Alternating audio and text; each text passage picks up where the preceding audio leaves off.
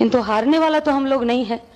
জিতবো বলেই তো ময়দানে নেমেছি, মুখ দেখাতে তো আসিনি, লড়ে জিতে আদায় করে নেব বলেই এসেছি। স্কুলে পড়তাম তো পিছনের বেঞ্চে কোণে যদি বসতাম তো দিদিমণিদের চোখ ঠিক চলে যেত। কেন?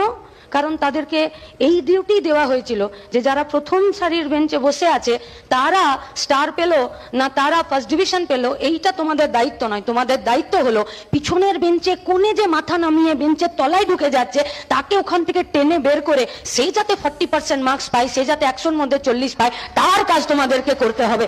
এইটা মার্ক্সবাদ বলে, এইটা কমিউনিস্ট আন্দোলন বলে। আর তার দুজন প্রবাদ প্রতিম নেতৃত্ব কমরেড সীতারাম ইয়েচুরি, কমরেড বুদ্ধদেব ভট্টাচার্য সহ আমাদের এই গোটা নেতৃত্বরা, গোটা কর্মীরা এই কাজই তো আমাদেরকে শিখিয়েছেন। তাই লড়াইয়ের রাস্তাটা কঠিন। নাটক দেখতে গেছিলাম, থিয়েটারের একটা ডায়লগ ছিল যে যদি তোমার চলার পথে কোনোদিন শয়তানের মুখোমুখি তুমি যদি না হচ্ছ, তুমি নিশ্চিত জেনে দেখো শয়তান তোমার সাথে চলছে। তাই আমরা যারা শয়তানের মুখোমুখি হচ্ছি আমরা কিন্তু শয়তানের সাথে চলছি না, শয়তানের মুখোমুখি হতেই চলছি।